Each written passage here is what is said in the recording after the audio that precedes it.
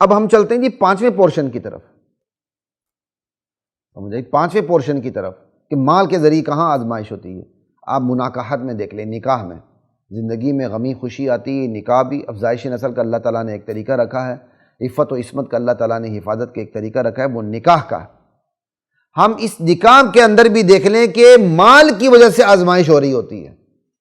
نکاح کے بندے کی اللہ کے بندوں کی زندگی کا جو نکاح کا پورشن ہے، مناکحت کا پورشن ہے، اس میں آزمائش بھی مال کی وجہ سے ہو رہی ہوتی ہے۔ ہم نکاح کی بجائے شادی کر رہے ہوتے ہیں، حالانکہ اسلام میں نکاح شادی تو ہے ہی نہیں۔ آپ کہیں گے جی بڑوں نے شادی کا لفظ استعمال کیا، بھائی آپ بڑوں سے جا کے پوچھ لیں، اس وقت شاید وہ شادی کا لفظ استعمال انہوں نے کیا تو کیا، میں کوئی گناہ تو نہیں کہہ رہا ہوں اس کو، لیکن میں آپ کو اچھا لفظ بتا رہا ہوں کہ شادی کا لفظ استعمال نہ کیا کریں، نکاح کا استعمال کریں۔ شادی کا لفظ استعمال کرتے ہیں، تمام ہندوانہ رسومات ذہن میں آ جاتی ہیں، کوئی چیز نہیں آتی، وہ بیچارہ نکاح اور یتیم نکاح ذہن میں نہیں آتا۔ جب نکاح کا لفظ استعمال کرتے ہیں تو شادی کی رسومات ذہن میں نہیں آتی، صرف نکاح کا تصور ذہن میں آتا ہے۔ اتنی ہی برکت کافی نہیں نکاح اور شادی کے درمیان؟ شادی کے لفظ میں نحوست کتنی ہے، نکاح کے لفظ میں برکت کتنی ہے؟ اتنی بھی اگر کسی کو چیز سمجھ نہیں آتی تو اس کا اللہ ہی حافظ ہے۔ ہمیں نکاح کرنا چاہیے، ہم نکاح کے بجائے شادی کر رہے ہیں، کم آزمائش ہے۔ اللہ اکبر، ساری ہندوانہ رسومات ادا کر رہے ہیں، نہیں تو نکاح طریقے سے نہیں ہو رہا ہوتا۔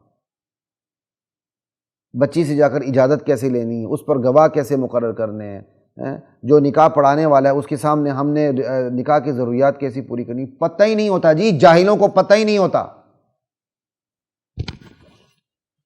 اس لیے جب تک میں یہ تسلی نہ کر لوں، اگر کہیں مجھے نکاح پڑھانا پڑ جائے، میں کوئی پروفیشنل نکاح خان نہیں ہوں، نکاح خان و رجسٹرار، اللہ اس سے بچائے، لیکن کہیں اپنوں میں سے کسی کے گھر میں کوئی نکاح پڑھانا پڑ جائے تو جب تک مجھے یہ تسلی نہ ہو کہ بچی سے اجازت لی گئی ہے اور اس سے اجازت لیتے وقت یہ دو گواہ تھے، اس وقت تک میں نہیں پڑھاتا۔ لوگوں کو پتہ ہی نہیں ہوتا، بلکہ ایسا ہوا بھی کہ میں کہیں نکاح پڑھانے گیا تو کتنی پڑھا لیں، میں نے کہا بھائی بچی کی رضامندی، بچی کا وکیل کون ہے، وکیل پر دو گواہ کہاں ہیں؟ کچھ بھی نہیں کیا تھا انہوں نے۔ وہ پھر گئے وکیل بن کے اور دو گواہ بن کے اجازت لی، پھر آئے، پھر میں نے نکاح پڑھایا۔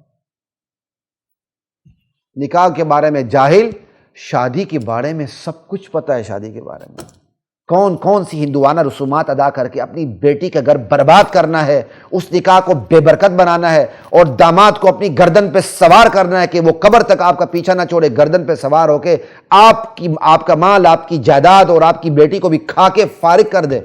وہ سارے کام ہم نے کرنے ہیں۔ نہیں کرنا تو نکاح کے تقاضے پورے نہیں کرنے، جس کی برکت سے آپ کا داماد آپ کا بیٹا بن کے رہے، وہ ہم نے پورے نہیں کرنے۔ ہم تو اپنے آپ کو خود کاٹ رہے ہیں بھائی، کسی کو کیا کہیں۔ پھر جو شادی بھی ہوتی ہے ماشاءاللہ، وہ کیسے ہوتی ہے؟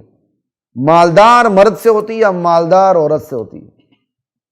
یعنی عورت بھی شادی کرتی تو مالدار مرد کو دیکھتی ہے، مرد شادی کرتا بھی تو مالدار عورت کو دیکھتا ہے۔ مرد شادی کرتے ہوئے دیندار عورت کو نہیں دیکھتا، عورت شادی کرتے ہوئے دیندار مرد کو نہیں دیکھتی۔ دونوں طرف بیڑا غرق ہے۔ مرد کہتا ہے میری بیوی کماؤ بیوی ہو، کمائے، ملازمت کرے، 8 گھنٹے اس کو خونخوار بھیڑی اس کو دیکھیں، آنکھوں کے مزے لیں، کوئی فرق نہیں پڑتا، بس وہ پیسہ لے کر گھر آئے۔ اگر کماؤ نہیں ہے، ملازمت نہیں کر رہی، تو امیر خاندان کی وہ بیٹی ہو، انا للہ و انا الیہ راجعون، وہ امیر خاندان کی بیٹی اگر دوسرے سلسلے پورے نہ ہو تو اس کو پھر نوکر بنا کے رکھتی ہے۔ بڑے بڑے اچھے بھی ہیں، میں انکار نہیں کرتا، لیکن جب یہ بغیرت مرد کے ذہن میں صرف دولت آتی ہے نا کہ میں دولت کی بنیاد پر رشتہ کروں کہیں اپنا، تو پھر اللہ کی طرف سے سزا بھی ملتی ہے کہ وہ خود بے ایمان لونڈا بن جاتا ہے، نوکر بن جاتا ہے۔ پھر وہ حق یہی کہ پھر اس کو نوکر بنایا جائے۔ کماؤ بیوی، امیر بیوی، کماؤ، ہمیں بہو چاہیے جی، ملازمت والی بہو چاہیے، ہمیں امیر بہو چاہیے، ہمیں کماؤ داماد چاہیے، ہمیں امیر داماد چاہیے۔ ہر طرف سے آگ لگی ہوئی ہے، جہیز کی ڈیمانڈ ہو رہی ہے۔ اللہ، حلال حرام نظر انداز ہے، بس کماؤ ہو۔ دیندار کہیں بھی نہیں دیکھیں۔ اللہ کے نبی فرماتے ہیں شادی نکاح چار وجوہات کی وجہ سے، مال کی وجہ سے، جمال کی وجہ سے، حسب و نسب کی وجہ سے، دینداری کی وجہ سے، چاروں میں سے کسی کے ایک کا انتخاب کرنا پڑے تو تم اس عورت سے شادی کرو جس میں دینداری ہے، دیندار عورت سے شادی کر کے کامیاب ہو جاؤ۔ فاظفر بذات الدین، دیندار عورت سے شادی کر کے کامیاب ہو جاؤ۔ اور ہم نے کہا نا، ہم نے تو کیا کہتے ہیں مالدار عورت سے شادی کر کے کامیاب ہونا ہے۔ پھر نتائج وہی ہیں جو سامنے آ رہے ہیں۔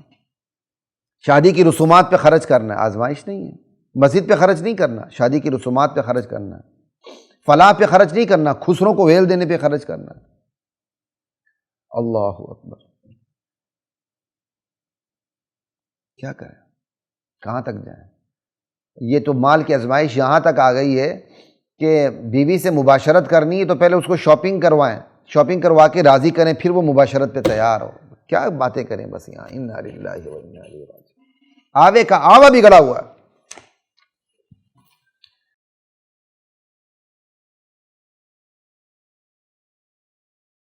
وَلَقَدْ